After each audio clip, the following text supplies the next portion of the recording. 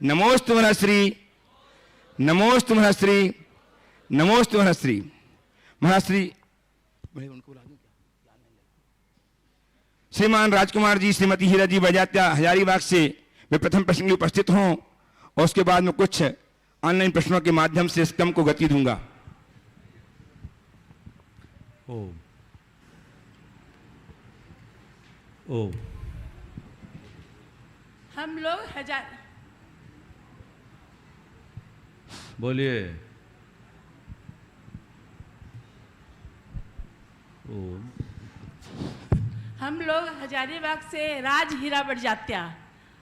तुझे सूरज कहूँ या चंदा, तुझे दीप कहूँ या तारा, सारे जग का नाम रोशन कर दिया हजारीबाग का राज दुलारा।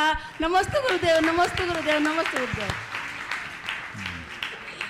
इंद्रभूति गौतम गंधर्व जब मुनि बने तभी से 4 ज्ञान के धारी बन गए थे। वे श्रुत केवली तो थे, वैसे ही बन गए थे, फिर भी उन्हें उपदेश की क्या आवश्यकता थी? मेरी शंका का समाधान करें। नमस्ते गुरुदेव। इंद्रभूति गणधर 4 ज्ञान के धारी थे, बिल्कुल थे। उनके माध्यम से द्वादशांग की रचना हुई। वे द्वादशांग के भी ज्ञाता थे। इस अर्थ में देखा जाए तो उन्हें किसी से कोई उपदेश की जरूरत नहीं थी, लेकिन एक अनुभव सिद्ध बात है। कई चीज़ें हमें पहले से पता होती हैं, लेकिन उसके विषय में बड़ों से सुनने की इच्छा होती है, और बड़े जब उसके विषय में बताते हैं तो मन में एक अलग उत्साह होता है, रुचि जगती।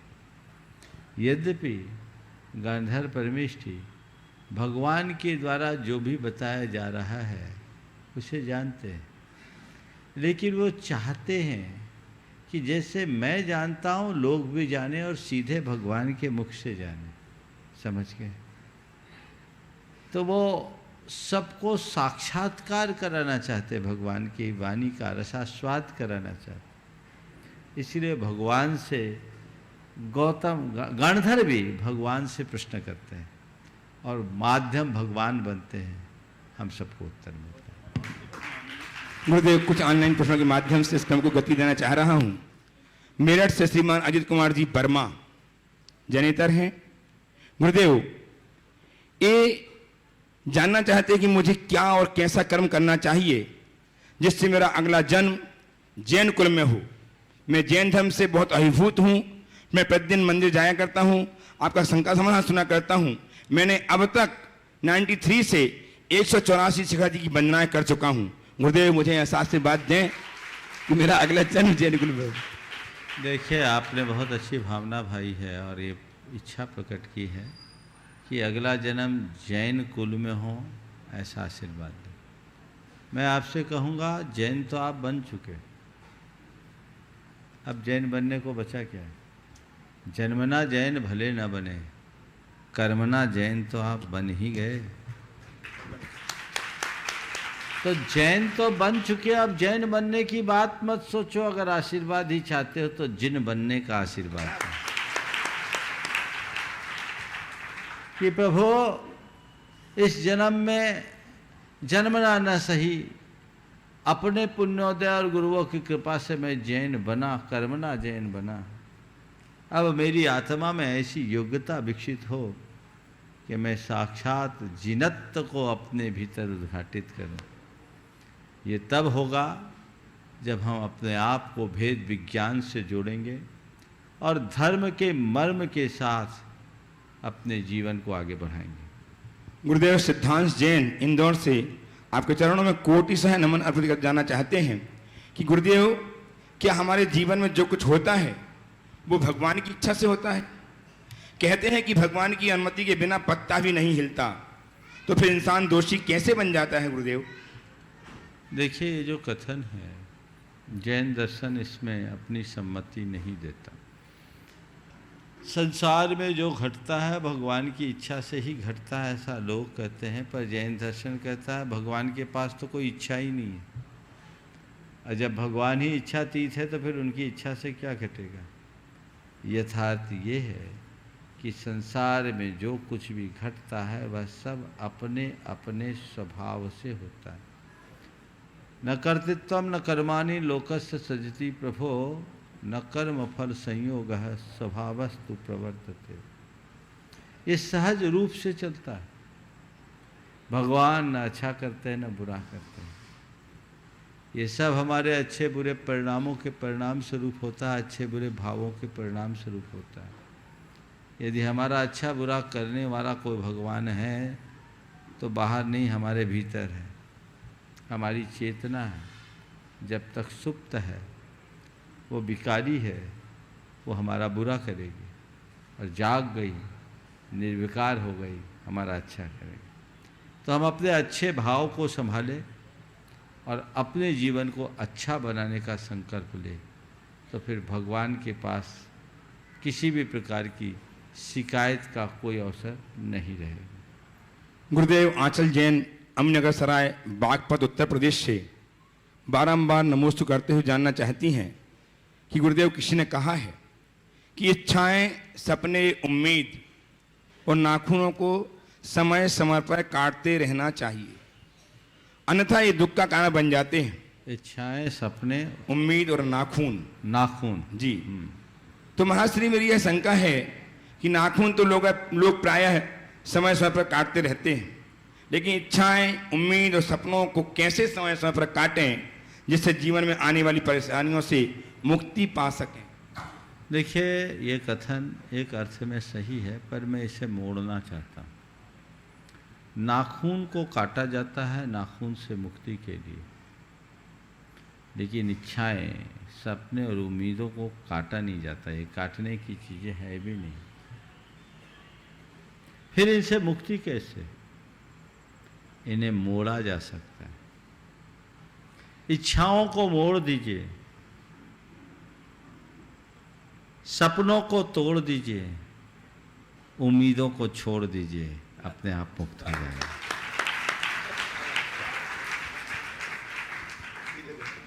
इच्छाओं को मोड़ना है। हमारे मन में उत्पन्न होने वाली अंतहीन इच्छा को यदि हमने प्रभु चरणों में अर्पित कर दिया तो ध्यान रखना, हमारी इच्छा सफल भले ना हो, निर्मल जरूर बनेगी। और मैं कहता हूं कि मेरी इच्छा सफल हो, प्रभु से ऐसा कभी मत कहना। प्रभु मेरी इच्छा को सफल कर दे, ये वरदान मत मांगना। प्रभु चरणों में जब जाओ तो केवल यही भाव व्यक्त करो, प्रभु मेरी इच्छा निर्मल कर दे, जीवन धन्य हो जाएगा। तो इच्छा को मोड़ना है और सपने को तोड़ना। सपने कब टूटते हैं? जब हम जागते हैं। सपने में तो जी रहे हैं, अनादि से यही होता आ रहा है। उसे तोड़े, जाग कर तोड़े। यदि हमारी चेतना जाग जाती है तो हम अपने सपनों को तोड़ने में पूरी तरह समर्थ हो जाते हैं।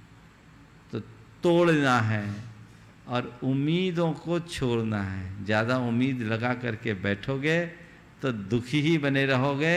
इसलिए अगर मुक्ति चाहिए तो इच्छा को मोड़ो, सपनों को तोड़ो, उम्मीदों को छोड़ो।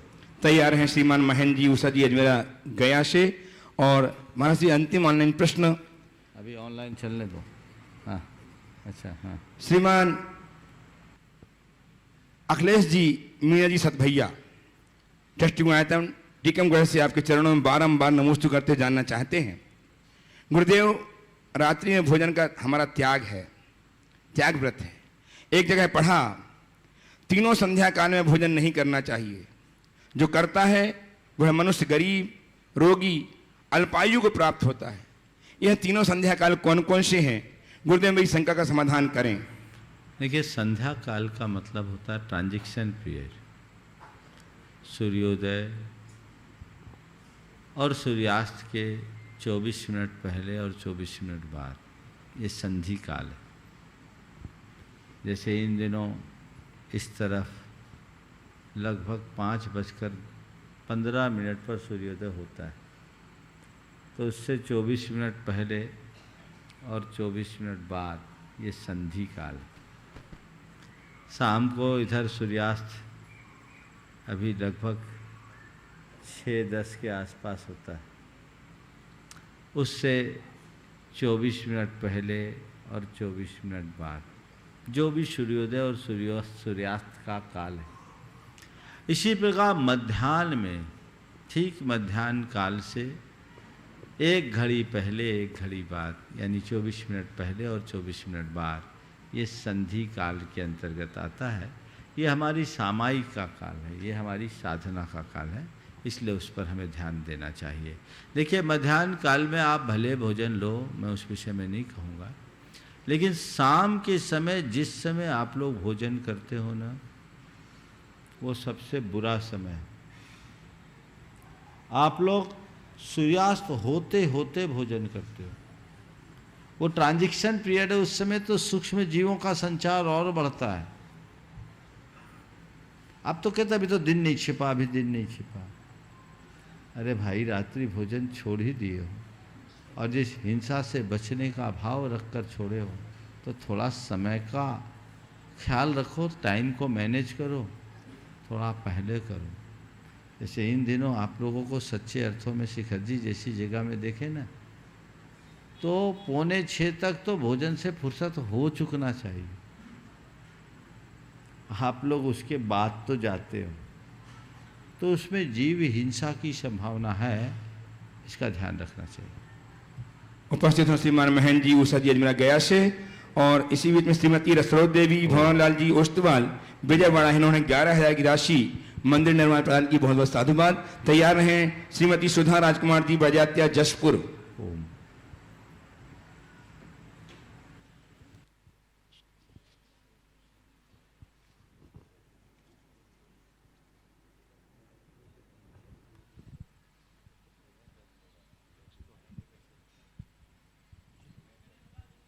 देवेंद्र अजमेरा साहब गया से, और तैयार हैं श्रीमती सुधा राजकुमार जी बजात्या जयपुर से, जसपुर से। बोले। नमोस्तु गुरुदेव, नमोस्तु गुरुदेव, नमोस्तु गुरुदेव। मेरी शंका है कि आरोपित की हुई क्षमा होती है, उसमें कुंठा और द्रोह का अंतर में है सो समेटे हुए रहता है, जो परस्पर आत्मपीड़क होती है परस्पर एक दूसरे के प्रति। अब विकार रहित क्षमा का किस प्रकार विकास हो? पहले क्षमा तो हो जाए, फिर आरोपित और विकार। सच्चे अर्थों में देखा जाए, जब तक मन में विकार है तब तक क्षमा क्षमा ही नहीं। क्षमा मन की निर्विकार परिणति है। जिसका हृदय विशाल होता है वही क्षमा को धार पाता है। इसलिए अपने अंदर उदारता को बढ़ाएं, हृदय की विशालता को बढ़ाएं, तब हम क्षमा को उद्घाटित कर पाएंगे। ओम। आइए श्रीमती सुधा राजकुमार जी बजाते हैं जसपुर से, और तैयार हैं श्रीमान सीए रुचि जैन, अंकुर मोदी, गंज बासोदा, आनंद जी मोदी, पंकज जी मोदी परिवार से। बोलिए। नमोस्तु गुरुदेव, नमोस्तु गुरुदेव, नमोस्तु गुरुदेव। महाराज गुरुदेव, हम घर में रहते हैं तो घर से हमें विशेष राग होता है, लेकिन जब हम इस राग से दूर होने के लिए किसी क्षेत्र में या विशुद्धि के क्षेत्र में जाते हैं, तो वहाँ भी कसाय किसी न के कारण मिल ही जाते हैं और कसाय बनती है। तो हमारा घर में रहने पर जो अप्रशस्त राग है और ये कसाय है, इन दोनों में अहितकारी कौन और किसमें हमें ज़्यादा दोष लगता है? घर में जहर पियो और बाहर जहर पियो, अहितकर कौन है? जहर तो जहर है, जहाँ पियोगे मरोगे। कसाय घर में करो तो और बाहर करो तो। घर में तो राग हमारा श्री वो भी कसाय है, राग भी कसाय है। जहर तो जहर है। हाँ, ऐसे स्थानों में जहां आप उस झंझट से बचने के लिए आए, वहां और सावधानी अपेक्षित है और सजग रहना चाहिए। यहाँ आकर के भी वही करो तो घाटे का सौदा है। इसलिए जब कभी भी निमित्त आए अपने मन को झटकना चाहिए और सोचना चाहिए मैं आया किस लिए। ये ठीक नहीं है, ये तो मेरे उद्देश्य में बाधक है, मुझे इससे मुक्त होना है। मन को झटक दो, चीज़ें अपने आप ठीक हो। नमोस्तु गुरुदेव, नमोस्तु गुरुदेव, नमोस्तु गुरुदेव। उपस्थित हो श्रीमती सुधा जी राजकुमार जी बजाते जसपुर से, और तैयार हैं गुणायतन ट्रस्टी आनंद कुमार मोदी पंकज मोदी परिवार से अंकुर जी मोदी सुये सुति रुचि जैन गंज वासौदा।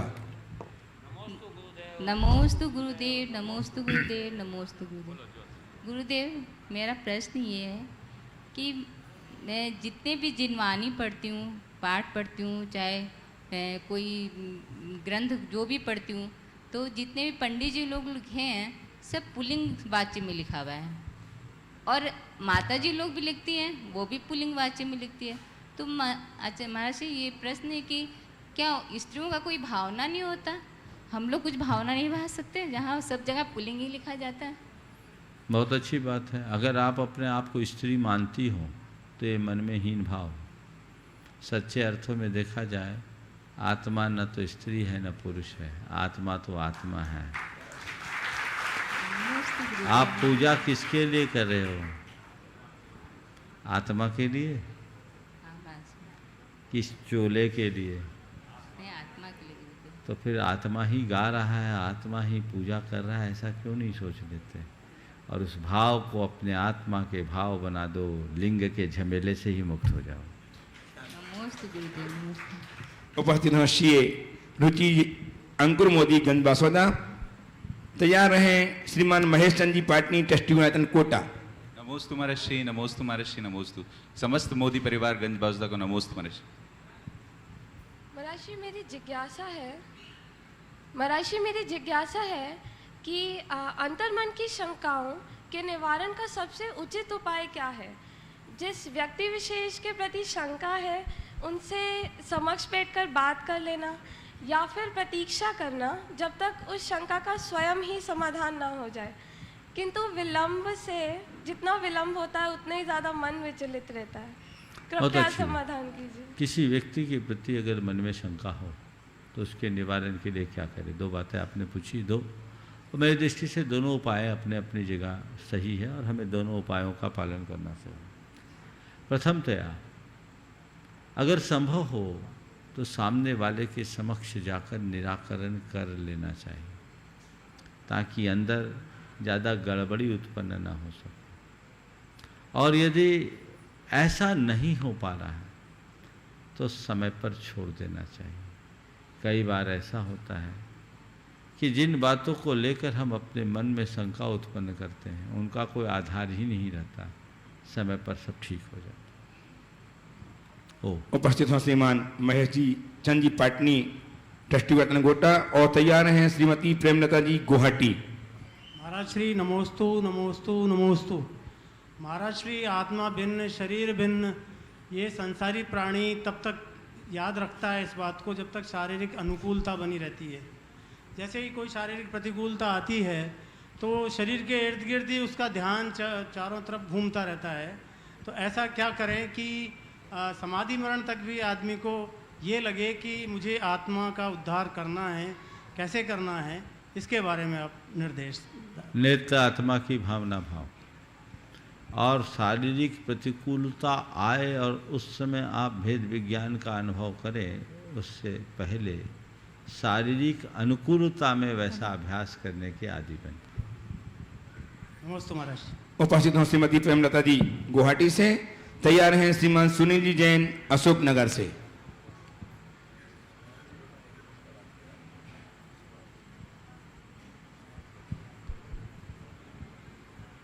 गुरुदेव नमोस्तु, नमोस्तु, नमोस्तु।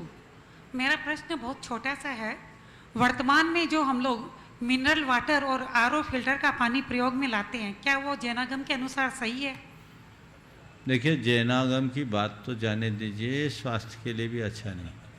तो उसको कैसे कम किया जाए? मेरी बात तो सुनिए, स्वास्थ्य की दृष्टि से भी अच्छा नहीं है। घर में आरओ का पानी यूज आप लोग कर रहे हैं।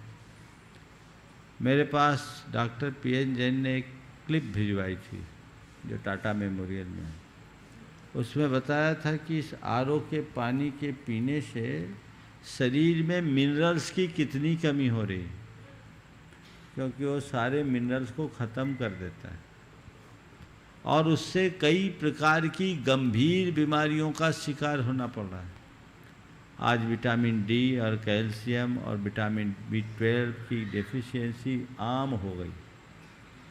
ये बीमारियों की जड़ है, इनसे बचना चाहिए। तो पहली बात, ये तो स्वास्थ्य के लिए भी अच्छा नहीं है। हमें अपनी पद्धति से पानी का शुद्धिकरण करके ही पीना चाहिए। जैन धर्म की दृष्टि से तो बिल्कुल भी नहीं, क्योंकि उसमें पानी छानने के पीछे की जो भावना है उसकी पूर्ति ही नहीं होती। अब आप कहोगे महाराज आजकल तो पानी बड़ा अशुद्ध आता है, ऐसा पानी हम लोग पी ले तो बीमार न पड़े। तो मैं तो आप लोगों को सलाह देता हूँ, अगर आप अपने सेहत को ठीक बना कर रखना चाहते हैं, सबसे उत्तम है बरसात का पानी घर में रखिए और उस पानी में एक चूने का पत्थर डाल दीजिए, सारा मिनरल भी आपको मिल जाएगा और शरीर के लिए भी पूरी तरह स्वास्थ्यकर हो जाएगा और धर्म भी पल जाएगा। श्रीमान सुनीति जैन अशोक से उपस्थित हों। तैयार हैं शोभा रानू जैन। ओम। पूज्य गुरुदेव नमोस्तु। जब एक जन्मबिंब के दर्शन से सम्यक दर्शन की प्राप्ति हो जाती है तो मंदिरों में 1 इंची 2 इंची 3 इंची के अनेक जन्मबिंब एक सिंहासन पर एक विधि पर विराजमान हो जाते हैं, उनसे क्या लाभ? नमोस्तु। देखिए, कल इस आशय का एक सवाल आया था और मैंने उसका उत्तर अपने तरीके से दिया था, इसलिए आज इसकी पुनरावृत्ति करना मैं नहीं चाहूँगा, लेकिन इतना जरूर कहूँगा, भगवान को विराजमान करो पर ऐसे विराजो कि तुम्हारा चित्त लगे, ऐसे न लगे कि भगवान को आपने सजावट की वस्तु बना दिया। हमें सीमित मात्रा में ही बिंबों को वेदियों में विराजना चाहिए और उनकी आकृति भी उसी अनुपात से होनी चाहिए। कई बार लोग फिर इतनी सारे भगवान विराजते तो भगवान नहीं रहते, मूर्तियां रह जाती है और छोटे छोटे बिंबों के साथ तो ऐसा होता है कि कई बार आप लोगों के हाथ लगने से वे लुढ़क जाते, अभिनय के पात्र बन जाते। इसलिए विवेक जरूर रखना चाहिए। नमस्ते। शोभा रानू जी उपस्थित हों और तैयार हैं श्रीमान प्रदीप जी अजमेरा साहब, ट्रस्टी गुणायतन कोटा। गुरुदेव के चरणों में मेरा और मेरे पूरे परिवार विनम्र ग्राफिक्स कटनी की ओर से नमोस्तु गुरुदेव, नमोस्तु नमोस्तु गुरुदेव। गुरुदेव, मेरा प्रश्न यह है कि किसी जीव का किसी जीव के साथ प्रेम भाव या बैर भाव कर्मोदय के कारण होता है। यदि प्रेम भाव है तो कोई बात नहीं, लेकिन यदि बैर भाव है तो उसको प्रेम भाव में कैसे बदला जा सकता है? किसी जीव का किसी जीव के प्रति यदि बैर भाव है तो उसे प्रेम भाव में कैसे बदलें? बहुत अच्छा सवाल। देखिए, बैर भाव छोड़ देंगे तो प्रेम भाव अपने आप आएगा। बैर भाव को प्रेम भाव में बदलने के लिए सबसे अच्छा उपाय तो ये है कि हृदय में क्षमा धारने का अभ्यास बढ़ाएं। यदि क्षमा भाव धारण करने में समर्थ होते हैं तो हमारा बैर भाव शांत हो सकता है और प्रेम भाव की अभिव्यक्ति हो। लेकिन कई बार ऐसा होता है कि हम तो सामने वाले के प्रति क्षमा रख लेते हैं, सामने वाला हमें क्षमा न करे तो हम क्या करें? तो भी हम उसके प्रति रोज रोज ऐसी भावना भाएं। मैंने आज से कुछ दिन पहले एक घटना भी सुनाया था, आज उसकी पुनरावृत्ति नहीं करूँगा। तो बहुत अंशों में हमारी भावनाओं का असर उस पर पड़ सकता है, उसका हृदय परिवर्तित हो और बैर भाव मिटकर प्रेम भाव बन सकता है। उपस्थित श्रीमान प्रदीप जी अजमेर साहब, ट्रस्टी गुणायतन कोटा से। तैयार हैं श्रीमान अरविंद कुमार जी राजा साहब, सुनीता जी पुत्री कृति के साथ जबलपुर से। गुरुवर नमोस्तु नमोस्तु नमोस्तु। गुरुवर, मेरी ये भावना है, शंका है, अकड़ और अभिमान दोनों मानसिक बीमारी हैं और इसका इलाज डॉक्टरों के पास भी नहीं है। और ये जन जन में आज की तारीख की ये परेशानियां हैं, इससे हम कैसे बचें? कृपया मार्गदर्शन। किसी मुर्दे को देख लो और अकड़ का नतीजा समझ लो, अपने आप खत्म हो जाए। अकड़ खास मुर्दे की पहचान है।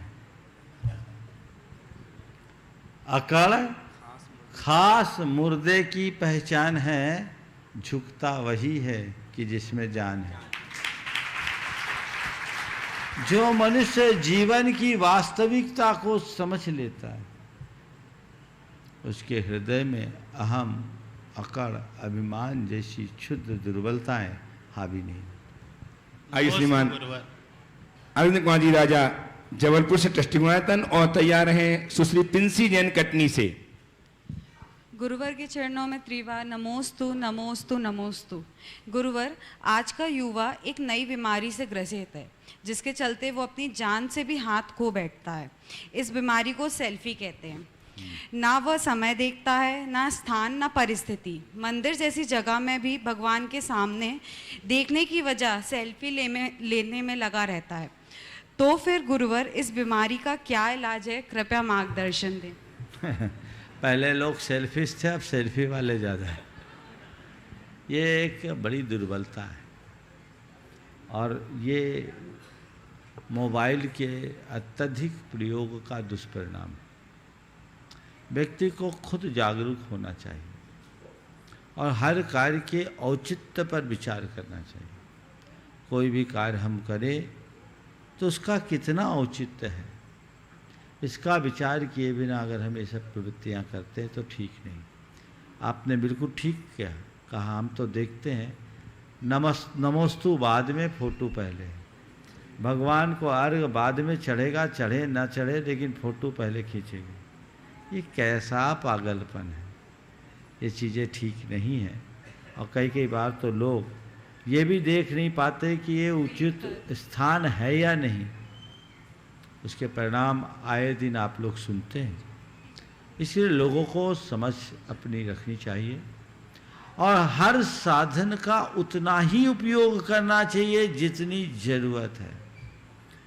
जब तक सुविधाओं का सीमित प्रयोग है तब तक वह सुविधा है, और नियंत्रण खो जाने पर वही सबसे बड़ी दुविधा है। तो कितनी भी अच्छी सुविधा हो, हम उसका सीमित प्रयोग करें। नमोस्तु गुरुदेव। नमोस्तु। उपस्थित हों सुश्री पिंसी जैन कटनी से। तैयार हैं श्रीमती शशि रमेश चंद्र जैन, गोल्डी मैचिंग जबलपुर। नमोस्तु महाराज जी। आपकी प्रेरणा से नमोकार में लिखते हैं, उससे कितनी शक्ति मिलती है महाराज जी। और पापा लाते तो फिर भाई लाने लगा, उसको कितना पुण्य मिलेगा। नमस्ते महाराज। बहुत बढ़िया, ऐसे ही लिखते रहो। लिखते रहोगे तो तुम्हारी शक्ति बनी रहेगी। आशीर्वाद है। चलो उपस्थित हो श्रीमती शशि जी रमेश चंद जी, गोल्डी मैचिंग जबलपुर। तैयार हैं श्रीमान राजेंद्र कुमार जी जैन, लखनऊ एम्पोरियम जबलपुर।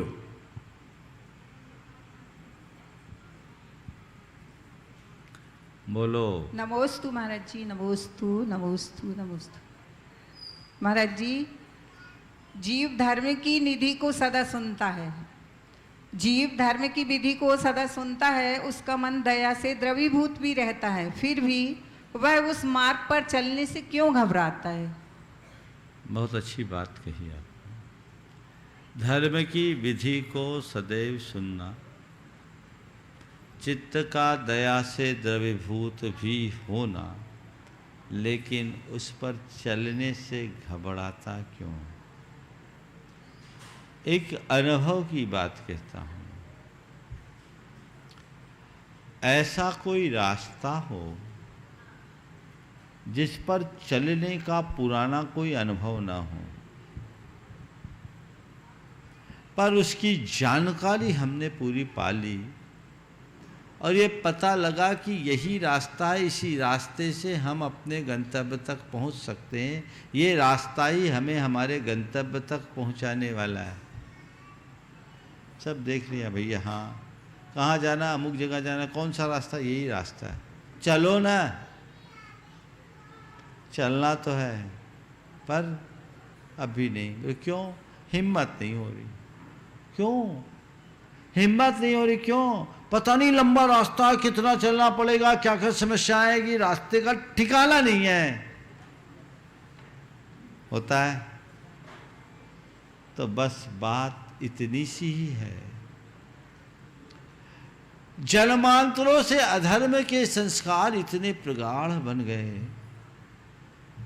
कि धर्म के मार्ग को जानने के बाद भी उस पर चलने का साहस नहीं हो पाता। जब तक अंतरंग में साहस जागृत नहीं होता, संकल्प प्रकट नहीं होता, और संकल्प के अभाव में हमें कोई संबल नहीं मिल पाता। तो मन में साहस लाएं, संकल्प जगाएं, तभी हम उस रास्ते पर आगे बढ़ पाएंगे। नमोस्तु महाराज। आइए श्रीमान राजेंद्र कुमार जी जैन, लखनऊ एम्पोरियम जबलपुर। तैयार रहें श्रीमान मनोज जी जैन, फिरोजाबाद। श्रीमान ललितेश जी जैन, श्रोमणी शिक्षक आयतन के संघ। मुनिराज जी के चरणों में नमोस्तु नमोस्तु नमोस्तु। यह प्रश्न मेरा नहीं है महाराज जी, यह मेरी छोटी बहन का प्रश्न है, जो कि बम्बई में सविता जैन की रहती है। वह दिन भर नवोकार मंत्र लिखती है। हाँ बोलिए। दिन भर नवोकार मंत्र लिखती है। कई हजारों बार उसने नवोकार मंत्र लिख लिया है, और भक्तांबर सोच से वो लोगों का दुख दूर करती है। उसके अलावा उसको जितनी भी पहले बीमारी थी, अब उसको पूर्ण स्वस्थ है। बहुत सुंदर। उनको आशीर्वाद बोलो, बोलना ऐसे ही करते रहे। हाँ वो तो ऐसा करती है। हमारा जो प्रश्न है वो तो रह ही गया हमारा। हाँ बोलो बोलो बोलो। हाँ महाराज जी, मनुष्य को जब सीनियर सिटीजन हो जाए तो उसको कितने किस्म के पुण्य करना चाहिए? बहुत सुंदर। एक बार गुरुदेव ने कहा सीनियर का मतलब क्या है मालूम है? गुरुदेव ने पूछा सीनियर का मतलब क्या है, तो उन्होंने कहा सीनियर। क्या? सीनियर। अंदर देखो, यथार्थतः जो सीनियर सिटीजन हो गए हैं उन सबसे मैं यही कहूँगा, गुरुदेव की बात मानो और उम्र से सीनियर होने की जगह पुरुषार्थ से सीनियर बन जाओ। एक बात ध्यान में रखो, 60 वर्ष की उम्र पूरी हो गई यानी मूल जिंदगी गई, ब्याज बचा। अरे महाराज जी 80 की हो गई। हाँ आप तो लगते 60 ही के हो। ऐसे ही आचार्य श्री पिछले हफ्ते बोल रहे हैं। हाँ ठीक है, मैं आपके लिए नहीं बोल रहा, सबके लिए बोल रहा हूँ कि 60 छूते ही व्यक्ति को ये सोचना चाहिए कि हमारी मूल जिंदगी पूरी हो गई, ब्याज बचा है, अब क्या करना है? अब कमाना है, गंवाना नहीं। क्या कमाना है? पुण्य की संपदा कमाना है। समझ गए? मैं अक्सर कहता हूँ, बचपन ज्ञानार्जन के लिए, जवानी धनार्जन के लिए, तो बुढ़ापा पुण्यार्जन के लिए समर्पित होना चाहिए। अब जो बचा है अच्छे कार्य में लगाओ, क्योंकि तुम्हारी बैलेंस शीट नेगेटिव जा रही है। हर व्यक्ति को एक बार तटस्थ भाव से सोचना चाहिए, 60 वर्ष की उम्र मैंने पार कर ली, इन 60 वर्षों में मैं कितना कमाया हूँ, कितना गमाया हूँ, पूर्व संचित पुण्य का मैंने भोग कितना किया, और नूतन पुण्य का अर्जन कितना किया, हिसाब तो लगाओ, तो पता लगेगा भोगा ज़्यादा है, अर्जन कम किया है। यानी मेरी बैलेंस शीट माइनस में है, अब रिकवर करना है, नहीं तो क्या होगा, ऐसे ही माइनस में जाओगे तो क्या होगा, दिवाला पिटेगा और क्या होगा, दिवालिया तो है ही जन्म जन्मांतरों के। तो अभी मेरे पास अवसर है, अब जो खो गया सो खो गया, अब मुझे नहीं खोने देना है, अब मुझे संभल संभल कर चलना है और अपने एक एक समय का सही उपयोग करना है।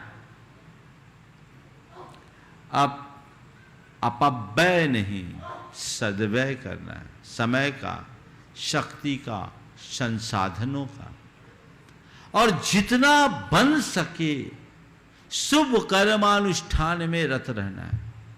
देखिए, आज बहुत दिन बाद ये सवाल आया है, एक दो बातें आप सबके लिए मैं कहूँगा।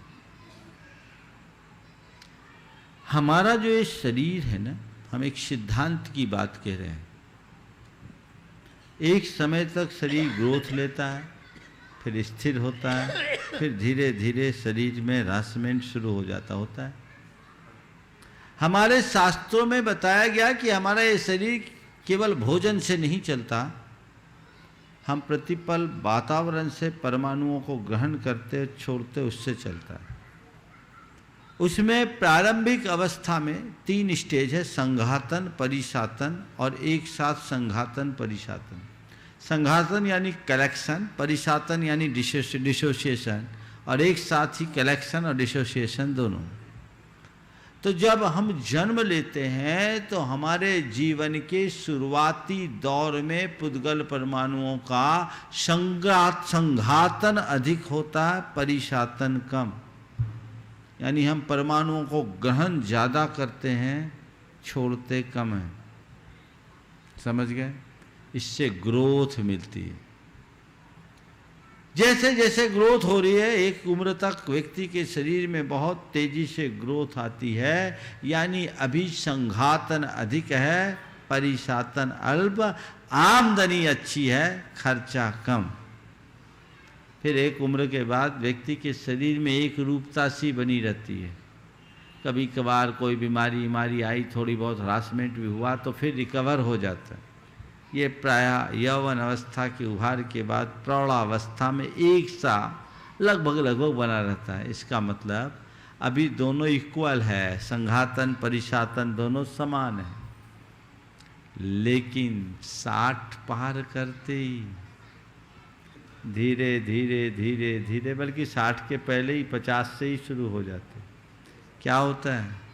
चेहरे पर बल आने लगते हैं, झुर्रियाँ आने लगती है। आप कितना भी अपने आप को अप टू डेट रखने की कोशिश कीजिए, आपके शरीर पर बुढ़ापे के लक्षण प्रकट होते ही हैं। होते हैं कि नहीं? इसका मतलब संघातन कम, परिशातन ज़्यादा। यानी जीवन का जो चौथापन है, इसमें इस शरीर के लिए आवश्यक आधारभूत आमदनी कम है, खर्चा ज़्यादा। आमदनी बहुत है। नहीं है काहे की वो आमदनी नहीं जो हम बोल रहे, सुनो, वो आमदनी तो यहीं धरी रह जाएगी। वो आमदनी है भी तो उसको भी लगाने का जी नहीं है, जी उसमें लगा। हाँ, बहुत सुंदर। मैं जो बोल रहा हूँ उसको सुनो। तो क्या हुआ, हमारे अब शरीर में दिनों दिन ह्रासमेंट बढ़ेगा। तो अब क्या चाहिए? अपने शरीर को ठीक रीति से मेंटेन रखना चाहते हो तो तनावपूर्ण कार्यों से अपने आप को दूर रखो। अतिरिक्त श्रम से अपने आप को बचाओ। जिंदा दिली के साथ धर्म ध्यान से जियो। शरीर भी फिट रहेगा, मन भी प्रसन्न रहेगा, तब तुम अपना अंत अच्छे से कर पाओगे। नहीं तो मैंने बहुतों को देखा है, शेर की तरह जिए हैं, कुत्तों की भांति मरे हैं। पैरालाइज हो गए हैं, अस्पताल में पड़े हैं, महीनों ऐसी हैं, नलियाँ लगी हुई है। ये जिंदगी है, जिंदा लाश बन कर के जीने की नौबत ना आए। इसलिए बुढ़ापे को बोझ बनाने की जगह वरदान बनाओ और बुढ़ापा आने से पहले ही अपना रास्ता पकड़ लो। आइए श्रीमान ललितेश जी श्रोमणी संगठन आयतन भोजाबाद से मनोज जी के संग, और तैयार रहें श्रीमती नीतू जी जैन साड़म। महाराज जी के चरणों में मेरा बार बार कोट कोट नमन। महाराज जी मेरी एक शंका है कि मंदिर पर ध्वजा और घर पर ध्वजा क्यों लगाई जाती है और ये ध्वजा हमें कहाँ लगानी चाहिए? देखिए, मंदिर और घर में ध्वजा, मंदिरों में तो ध्वजा लगाने का स्पष्ट शास्त्रीय विधान ही है। ऐसा लिखा है कि मंदिर में अगर ध्वजा न हो तो उस मंदिर में किए गए पूजा पाठ का वांछित फल नहीं मिलता। जिस मंदिर में हम ध्वज पताका लगाते हैं, उस ध्वजा के लहराने से वहाँ की जो सकारात्मक ऊर्जा है पूरे वातावरण में फैलती है। इसलिए मंदिर में ध्वजा लगाना चाहिए। मंदिर के मुख्य शिखर पर नैऋत्य कोण में ध्वज का स्थान बताए, वहाँ पर ध्वजा लगाना चाहिए। और ध्वजा को मंदिर के कलश से कम 1 हाथ ऊंची होनी चाहिए। कलश से ध्वजा न टकराए, ऐसा ध्यान रखना चाहिए। घरों में भी ध्वजा लगाना सकारात्मकता का द्योतक होता है। आप लगा सकते हैं घर के ऊंचे स्थान पर, आपके धार्मिक होने की पहचान भी बनती है। यद्यपि घरों में ध्वज लगाने की कोई स्पष्ट विधि मेरे पढ़ने में नहीं आई, पर एक प्रकरण मुझे याद आ रहा है। जब हनुमान जी लंका गए तो वो तो अननोन थे, कहाँ जाएं, तो उन्होंने एक घर में ध्वज देखा और धर्म ध्वजा लहराता हुआ देखा, तो उन्होंने सोचा जरूर ये किसी धर्मी व्यक्ति का घर होगा। वो वहाँ पहुँचे तो पता लगा वो विभीषण का महल था। तो धर्म ध्वजा लगाना आपके धार्मिक होने का प्रमाण है, इसलिए व्यक्ति को धर्म ध्वजा लगाना ही चाहिए। हाँ, आइए अजय। हाँ, नमोस्तु महाराज जी, नमोस्तु महाराज जी, नमोस्तु महाराज जी।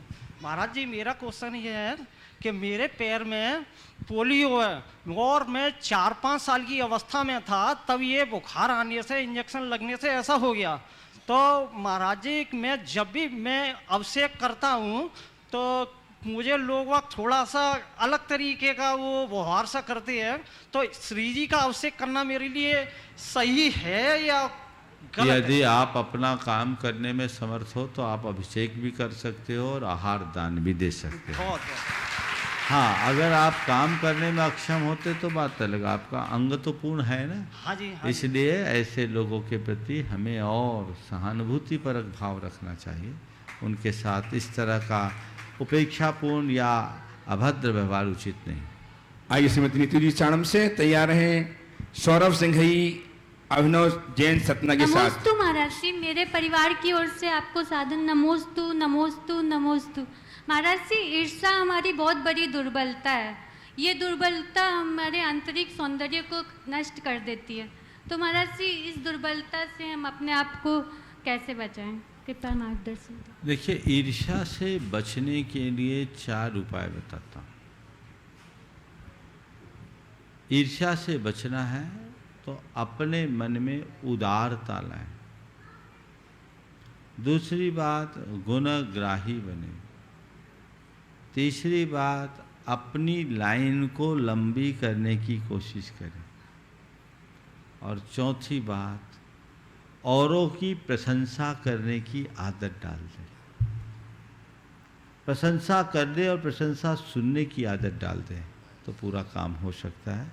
ऐसे विस्तार से अगर किसी को जानना है तो ईर्ष्या पर मेरे अनेक प्रवचन हैं, आप उससे लाभ ले सकते हैं। उपस्थित हो श्रीमान सौरभ सिंघई कल्याण विहार जबलपुर से, श्रीमान अभिनव जैन सतना के साथ एक प्रश्न के लिए तैयार हैं सुश्री अर्चना जी जैन अशोकनगर, श्रीमती अर्चना जैन अशोकनगर से। मुनिवर, मेरा ये प्रश्न है, क्या रत्नों का हमारे कर्मोदय पर प्रभाव पड़ता है?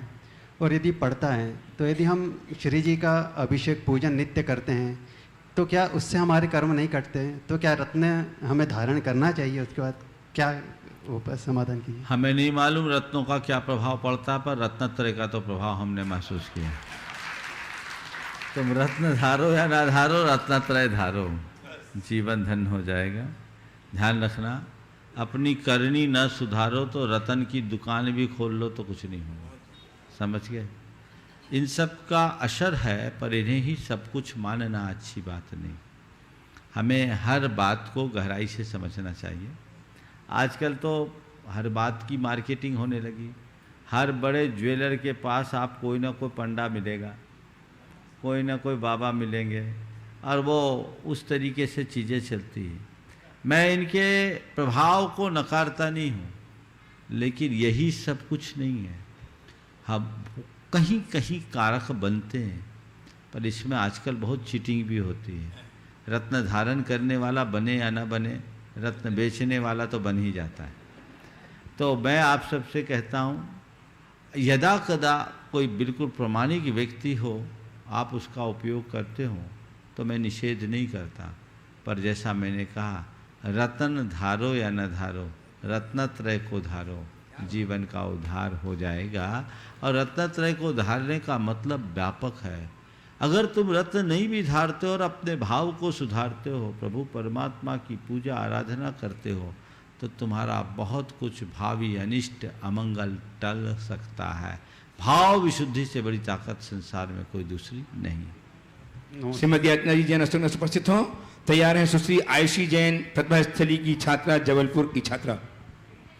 महाराज श्री, मेरा और मेरे पूरे परिवार की तरफ से नमोस्तु नमोस्तु नमोस्तु। महाराज जी, ये प्रश्न मेरी बेटी का है। जब हम लोग शिखर जी के लिए आ रहे थे तो हमारा रिजर्वेशन हो रहा था, तो मेरी बेटी ने बोला कि माँ मेरा रिजर्वेशन मत करवाना, क्योंकि मैं घर पर रुककर दादा दादी का ध्यान रखूँगी।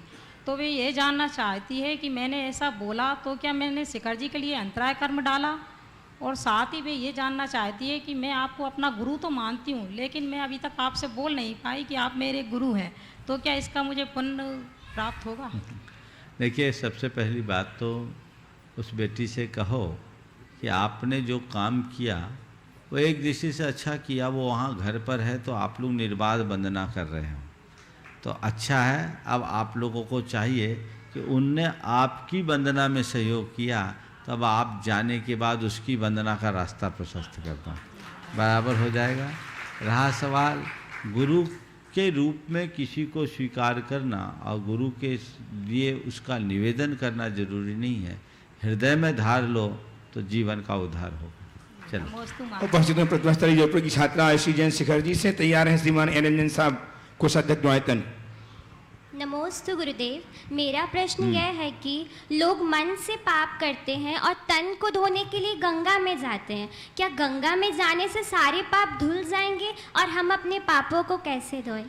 एक बार गंगा से किसी ने पूछा कि हे गंगा माँ, तो दुनिया की सारी पापों को लेती है, करती है? तो गंगा ने कहा, मैं तो सब समुद्र को शिफ्ट कर देती हूँ, मैं समुद्र को दे देती। तो समुद्र से पूछा कि तुम जनता का पाप क्या करते हो? बोला, मैं बादल को दे देता हूँ। बादल से पूछा कि हे बादल, तुम इस पाप का क्या करते हो? बोले, हम जो का तो रिटर्न कर देते। समझ गए?